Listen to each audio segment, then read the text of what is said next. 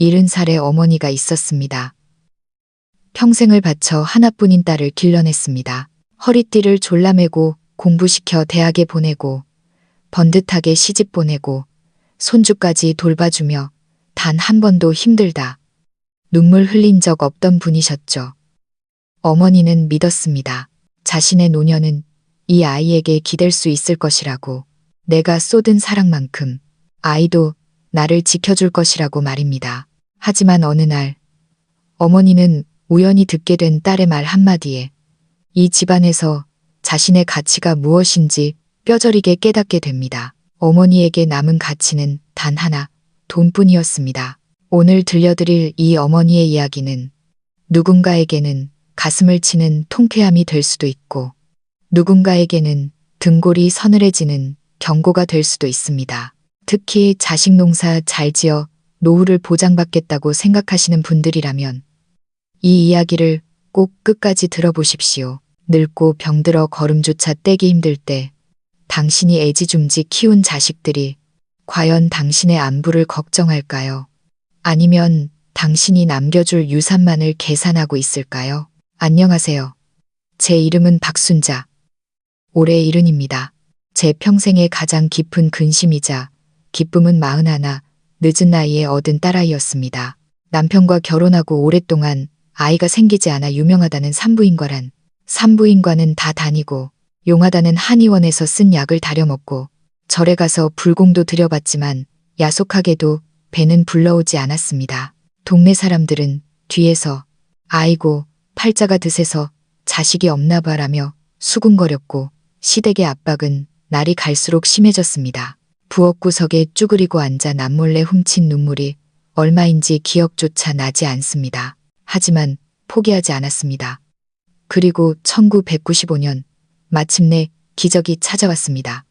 제 나이 41에 임신을 한 것입니다. 아이가 태어나던 날 남편은 핏덩이 같은 딸을 안고 울먹이며 말했습니다.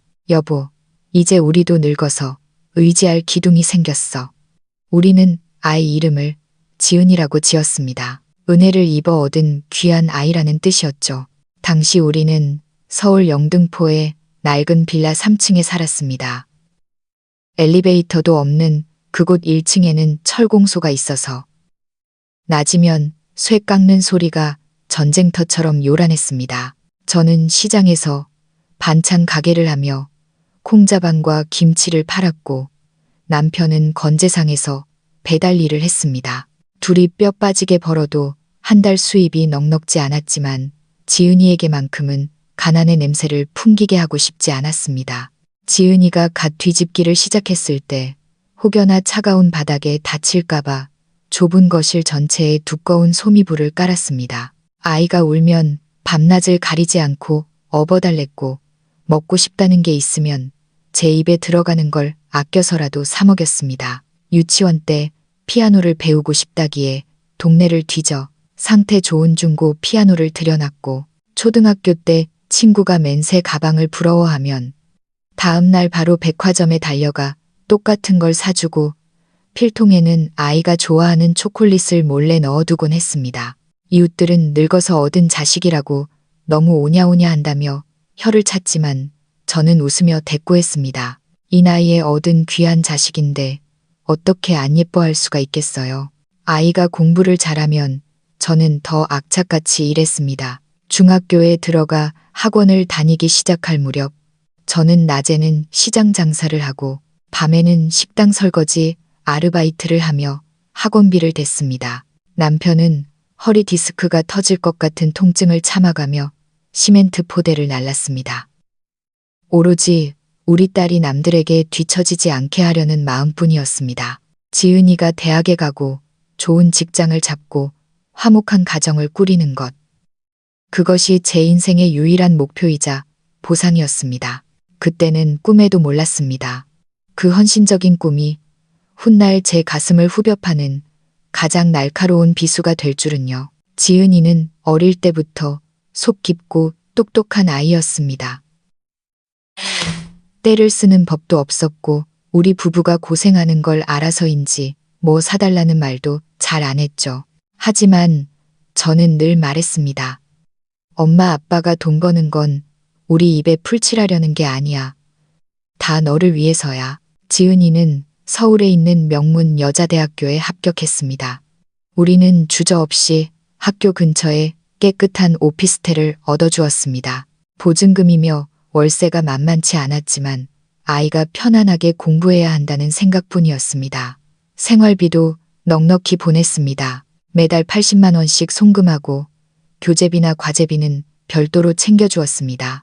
은행 창구에서 통장 잔고가 줄어드는 걸 볼 때면 가슴 한구석이 서늘했지만 지은이가 경제적인 걱정 없이 공부만 할 수 있다면 그걸로 좋겠습니다. 돈이야 또 벌면 되니까요. 대학을 졸업하고 식품회사 영업직으로 취직한 지은이는 2년 만에 사내 연애를 하던 지금의 사위와 결혼하겠다고 했습니다. 사위 될 청년은 평범한 집안이었지만 성실하고 예의가 발랐습니다. 우리는 반대하지 않았습니다. 지은이는 그냥 간소하게 식 올리고 싶어라고 했지만 저는 그럴 수 없었습니다. 평생 남 부럽지 않게 키운 내 딸이 시집가는 길인데 기죽게 할 순 없었으니까요. 우리는 평생 모은 돈을 헐어일 500만 원짜리 중형 중고차를 한 대 뽑아주고 혼수 비용으로 3억만 원을 쥐어주었습니다. 우리 노후 자금의 절반이 뚝 떨어져 나갔지만 아깝지 않았습니다. 결혼 후 딸 내외는 경기도 수원에 신혼집을 차렸습니다. 시댁에서 전세 자금 일부를 도와줬지만 대출금이 꽤 되는 눈치였습니다. 저와 남편은 알게 모르게 대출 이자를 몇 번 대신 내주기도 했습니다.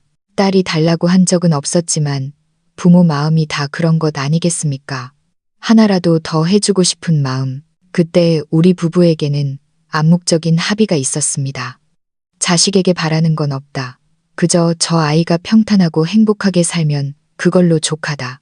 남편과 저는 퇴직금과 국민연금을 합쳐 한 달에 200만 원 남짓한 돈으로 생활했습니다. 영등포 빌라 대출금도 다 갚았으니 큰돈 들어갈 일은 없었죠. 우리는 더 늙으면 이 집을 줄여서라도 딸에게 물려줄 생각이었습니다.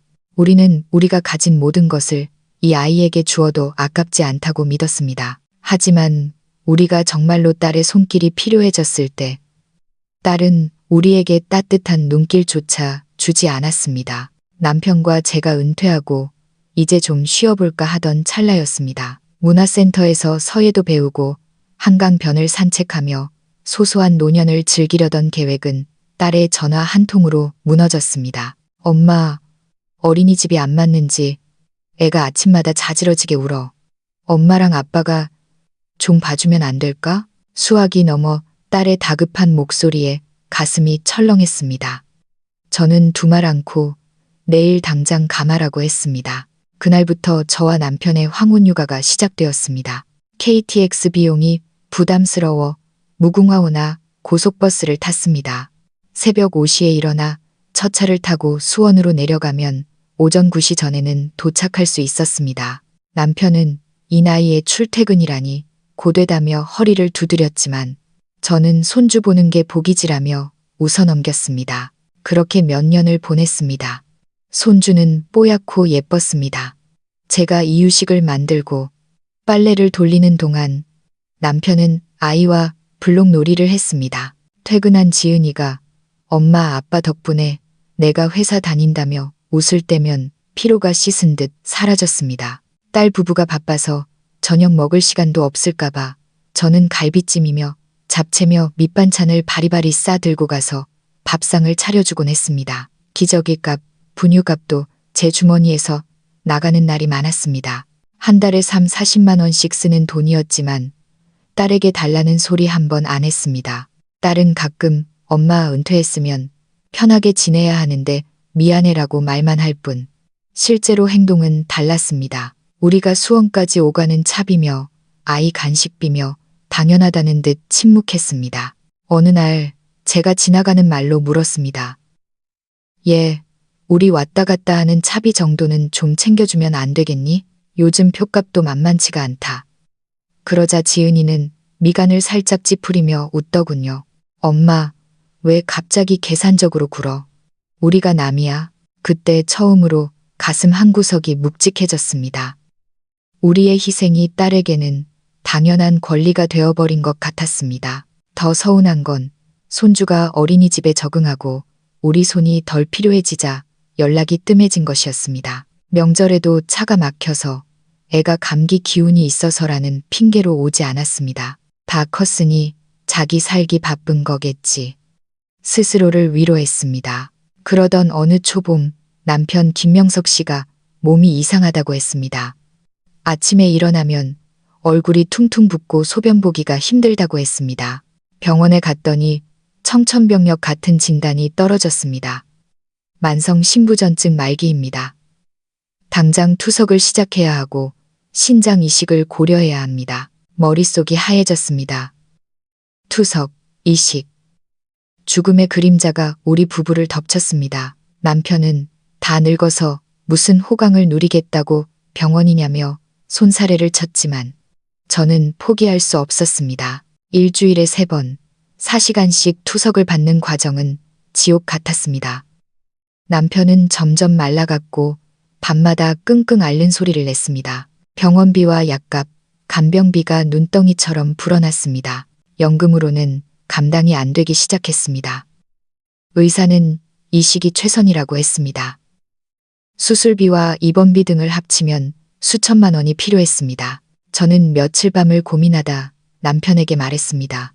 여보, 우리 영등포 집 팔자. 그거 팔아서 작은 전세로 옮기고 남은 돈으로 당신 수술하자. 당신 살려야지. 그 낡은 빌라는 재개발 소문이 돌면서 시세가 6억 원 정도 나갔습니다. 집을 줄이면 수술비는 충분히 마련할 수 있었습니다. 하지만 남편은 고개를 저었습니다. 내 나이 70이야. 살 만큼 살았어. 자식한테 물려줄 집 한 채는 남겨야지. 당신이 없는데 집이 무슨 소용이야. 제가 울며 불며 매달렸지만 남편의 고집은 꺾이지 않았습니다. 저는 지푸라기라도 잡는 심정으로 딸 지은이에게 전화를 걸었습니다. 아빠를 설득해 달라고요. 지은아, 아빠가 수술을 안 받겠단다. 집 팔아서 수술비 대자고 하는데도 말을 안 들어. 네가 좀 설득해 봐라. 전화기 너머로 잠시 침묵이 흘렀습니다. 그리고 딸의 차가운 목소리가 들려왔습니다. 엄마, 내 말 오해하지 말고 들어. 아빠 연세도 있으신데 그 큰 수술 견디실 수 있겠어? 괜히 집은 집대로 날리고 아빠 더 고생만 시키는 거 아닐까? 그리고 그 집 나중에 엄마 노후 자금으로도 써야지.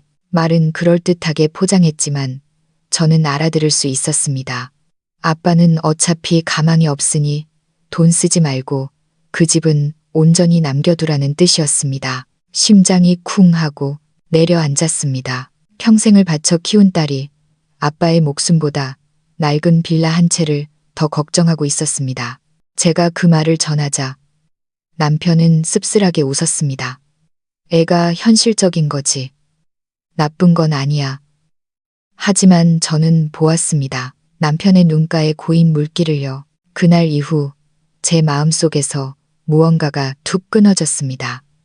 무조건적인 사랑이라 믿었던 것이 실은 저 혼자만의 착각이었음을 깨달았습니다. 딸은 부모를 사랑한 게 아니라 부모가 가진 것들을 그리고 앞으로 가질 것들을 계산하고 있었던 겁니다.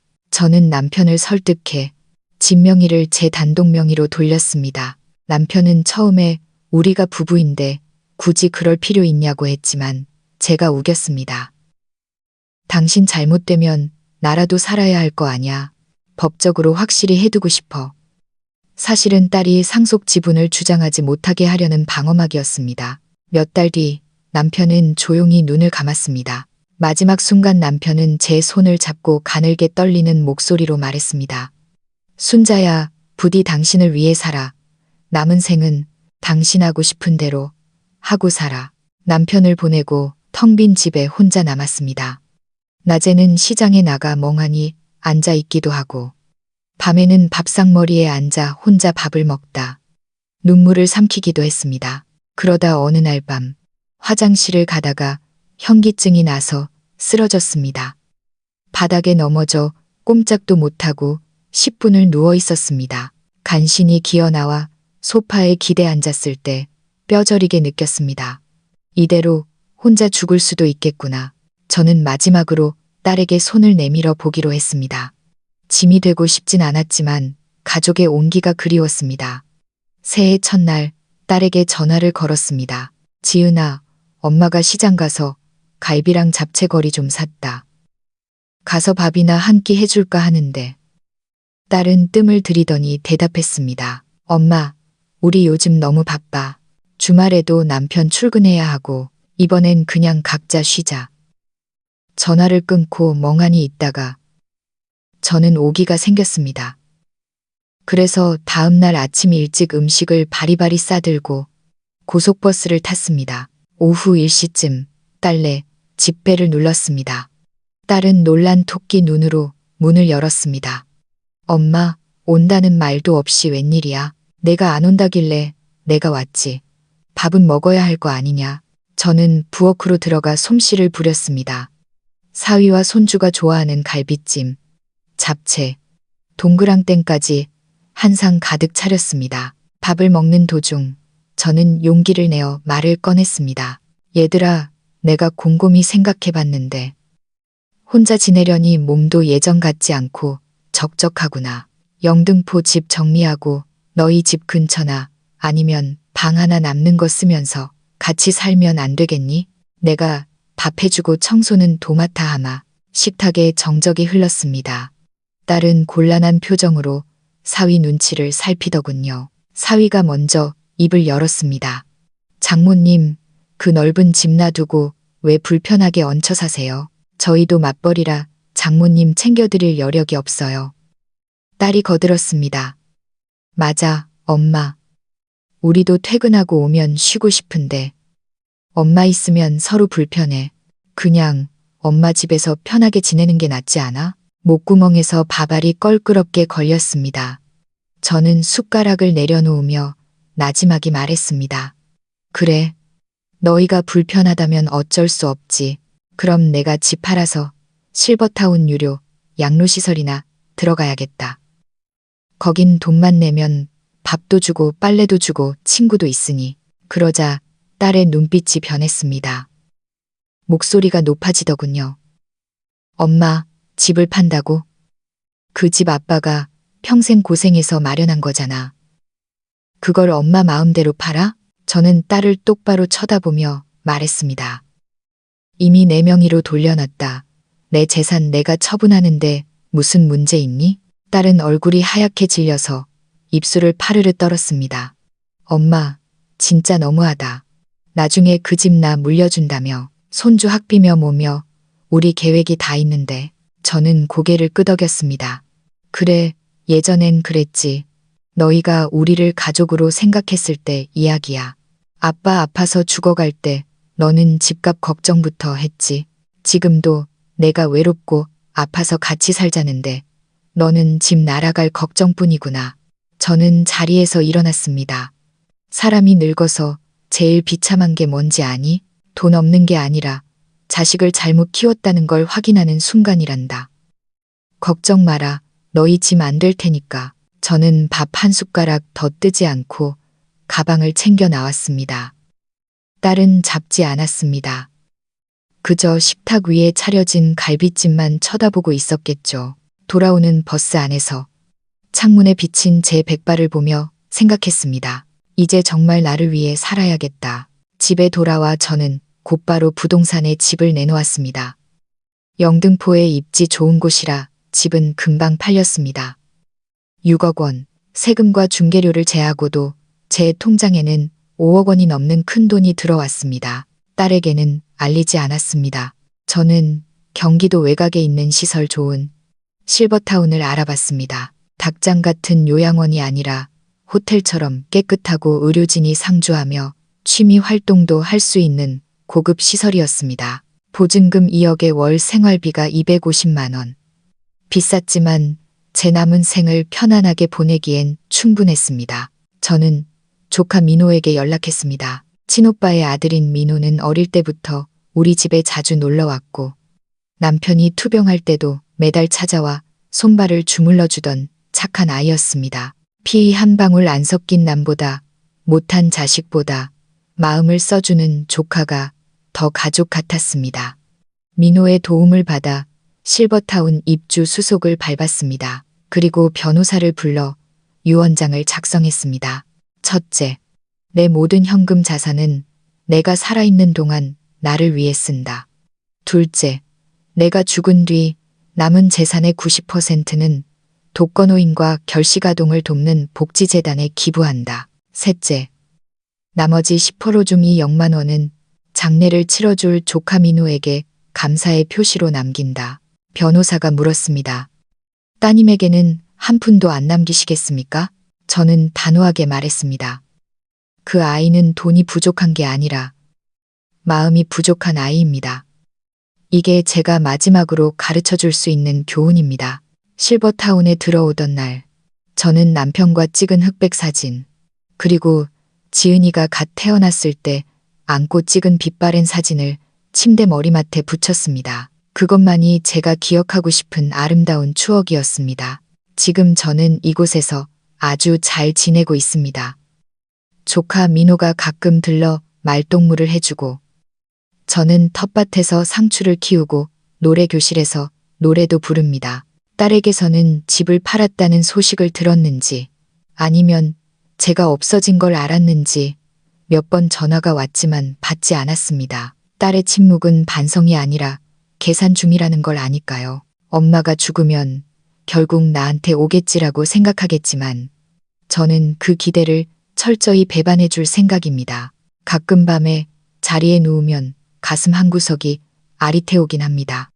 내 배 아파 낳은 자식인데 어쩌다 이렇게 되었을까. 하지만 그럴 때마다 남편의 마지막 유언을 떠올립니다. 당신을 위해 살아. 지은이에게 마지막으로 남길 편지 한 통을 써두었습니다. 제가 눈을 감은 뒤 변호사를 통해 전해질 편지입니다.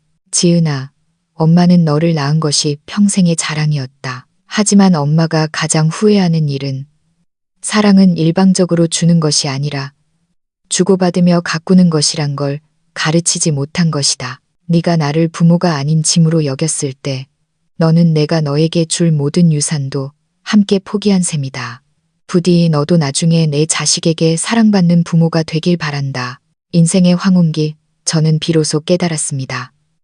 진정한 존엄은 자식에게 얹혀 사는 것이 아니라 내 스스로 나의 마지막을 책임지는 것임을요. 저는 이제야 비로소 박순자라는 이름으로 진짜 제 인생을 살고 있습니다. 여러분은 어떻게 생각하시나요? 부모의 사랑은 조건이 없어야 할까요? 아니면 사랑에도 예의가 필요한 걸까요? 늦었지만 이제라도 저를 위해 살기로 한 제 선택, 너무 매정한가요?